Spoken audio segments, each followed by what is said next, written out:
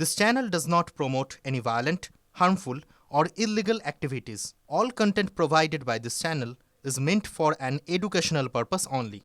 Big breaking এর দিকে একবার নজর রাখবো। এসআইআর প্রক্রিয়ার মধ্যে বিস্ফোরক দাবি সুকান্ত মজুমদারের।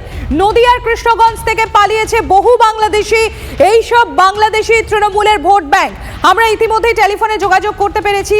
কেন্দ্রীয় শিক্ষা প্রতিমন্ত্রী ডক্টর সুকান্ত মজুমদার রয়েছেন আমাদের সঙ্গে। সুকান্ত বাবু, আপনার এই পোস্ট ঠিক কোন ইনফরমেশনের প্রেক্ষিতে আপনার এই পোস্ট একটু ডিটেলসে জানতে চাইবো। ভিডিওতেই আপনারা দেখতে পাচ্ছেন যে সেখানে স্পষ্টভাবে বোঝা যাচ্ছে যে বাংলাদেশিরা তারা সেখানে এসে ভোটার কার্ড, আধার কার্ড থেকে শুরু করে সমস্ত ডকুমেন্ট তৈরি করে, কয়েকজন তো আবার তৃণমূল কংগ্রেসের পদাধিকারীও হয়ে গেছিল, পার্টির পদাধিকারী হয়ে গেছিল, তারা ছেড়ে চলে গেছে। শুধু তো কৃষ্ণগঞ্জ নয়, বাংলার বিভিন্ন প্রান্ত থেকে সব লোক দৌড়চ্ছে এখন বাংলাদেশের দিকে, যারা বাংলাদেশের নাগরিক।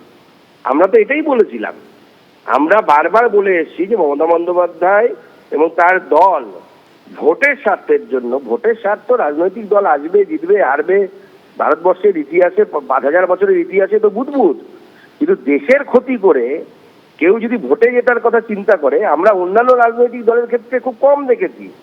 তৃণমূল কংগ্রেস হচ্ছে ভারতবর্ষের একমাত্র রাজনৈতিক দল যারা দেশদ্রোহিতা করে, দেশের ক্ষতি করে ভোটে জিতে ক্ষমতায় থাকতে চাই শুধুমাত্র পয়সার জন্য। আরে পশ্চিমবঙ্গ যদি না থাকে, দেশটাই যদি না থাকে, পয়সাটা নিয়ে যাবি কোথায়? সুকান্ত বাবু, আপনি যে পোস্ট করেছেন সেটার সঙ্গে কোথাও এই যে আপনারা বারবার বলছেন যারা অনুপ্রবেশকারী রয়েছে, সেটা বাংলাদেশ থেকে হোক কিংবা অন্য দেশ থেকে হোক, এই এসআইআর যেন তাদের জম, সেটাই কি আরো একবার প্রমাণিত হচ্ছে? দেখুন, এসআইআর হওয়াতে ঠিক যেমন পিঁপড়ের গর্তে বা কোনো পোকার মাকড়ের গর্তে যে যদি আপনি ইনসেকটিসাইড দেন তখন যেমন পোকা হুড়ুর করে বেরিয়ে আসে, ঠিক সেই রকম ভাবে এসআইআরটা ইনসেকটিসাইডের মতো কাজ করছে। যে যেটা দিলে পরে যারা বাংলাদেশি আছে, যাদের 2002 পরে যারা এসছে, তারা পালাচ্ছে স্বাভাবিকভাবে, তাদের নাম তো কাটা যাবে, কারণ তারা তথ্য প্রমাণ দিতে পারবেন না যে তারা কোথায় আছে। শুধু তাই নয়, আমি এটাও বলছি 2002 আগেও অনেক বাংলাদেশি এসে এখানে সেটেল হয়ে গেছে, তাদেরকে হয়তো আর ভারতবর্ষের সিস্টেম পর্যন্ত খুঁজে বের করতে পারবে না, কিন্তু কমসে কম এই এসআইআর এর ফলে 2002 পর যারা এসেছে তারা অন্তত পক্ষে ফেরত যাবে বলে আমার মনে হয়, এবং যাচ্ছেও সেটা প্রমাণিত হচ্ছে। আর এই যে মমতা বন্দ্যোপাধ্যায় এবং তার সরকারের এই যে রূপ, এই রূপ বাংলার মানুষের কাছে উজাগর হচ্ছে বলে উনি বারবার চেষ্টা করছেন এসআইআরটাকে স্টপ করানোর জন্য, এসআইআরটা বন্ধ করানোর জন্য। ধন্যবাদ সুকান্ত বাবু। আমরা কথা বলছিলাম, কেন্দ্রীয় শিক্ষা প্রতিমন্ত্রী ডক্টর সুকান্ত মজুমদার ছিলেন আমাদের সঙ্গে। আপনাদের আরও একবার জানাই, এসআইআর প্রক্রিয়ার মধ্যে সুকান্ত মজুমদার তার বিস্ফোরক দাবি, নদিয়ার কৃষ্ণগঞ্জ থেকে পালিয়েছে বহু বাংলাদেশি।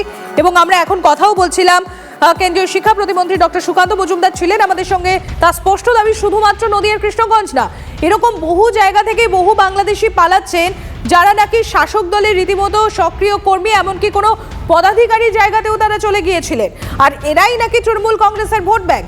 ভয়ে খালি হয়ে যাচ্ছে গ্রাম, এনুমারেশন ফর্ম নিতে অস্বীকার করছে অনেকেই। এসআইআর হওয়ায় আস্তে আস্তে সামনে আসছে সত্যি তৃণমূলকে তোপ দেগে আক্রমণ সুকান্ত মজুমদারের।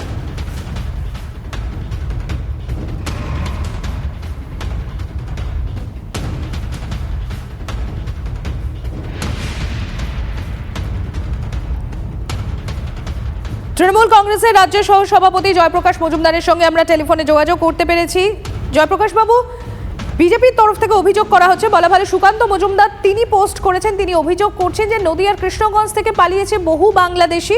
শুধুমাত্র নদিয়ার কৃষ্ণগঞ্জ না, আরো বহু জায়গা থেকে বহু বাংলাদেশি পালিয়েছে এসআইআর এর জন্য। আর এই সমস্ত বাংলাদেশি তৃণমূল কংগ্রেসের ভোট ব্যাংক। আপনার প্রতিক্রিয়া? না, আমাদের অভিযোগ তো ঠিক উল্টো। এইখানে বিজেপি তাদের পার্টি ফান্ডের জন্য বিএসএফ কে কাজে লাগিয়ে প্রচুর বাংলাদেশিকে তারা যেরকম ভেতরে, পশ্চিমবঙ্গের ভেতরে ঢুকতে সাহায্য করে টাকার বিনিময়ে, আবার এখন এসআইআর ইত্যাদির জন্য তাদের বলছে বাবা কিছুদিন ওপারে থেকে আবার চলে এসো, কিছু টাকা খরচ হবে। এই যাওয়া আসার পালা তো বিএসএফ কে অতিক্রম করে, এই আসা যাওয়া এ তো বিএসএফ এর পাহারা দেওয়া বর্ডার অতিক্রম করে, সে বর্ডারের দায়িত্ব তো হচ্ছে বিএসএফ এর। আর সেই বর্ডার অতিক্রম করে একবার আসা আবার যাওয়া, এর মধ্যে তো চলছে টাকার খেলা। সে টাকার অংশ কে পাচ্ছে সেটা একবার সুকান্ত মজুমদার যদি বলেন আমাদের সুবিধা হয়, সবাই বুঝতে পারে। উনি পাচ্ছেন, অমিত শাহ পাচ্ছেন, শুভেন্দু অধিকারী পাচ্ছেন, বিএসএফ এর লোকজন পাচ্ছে।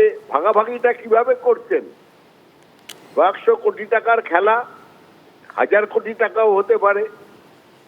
আজকে হঠাৎ বলছেন যে পালাচ্ছে। আরে ঢুকেছিল কি করে, তার উত্তরটা দেবেন কিভাবে? বিএসএফ তো ছিল, তখনও ছিল কি ছিল না? সুতরাং এগুলো হচ্ছে নিজেদের একটা মানে ষড়যন্ত্রের খেলা, পয়সা তোলার খেলা। এইভাবে ঢোকানো, আবার বার করে দেওয়া, আসা যাওয়া, যতবার এইটা হবে সাইকেলটা তত বেশি টাকা বিজেপির। ধন্যবাদ জয়প্রকাশ বাবু।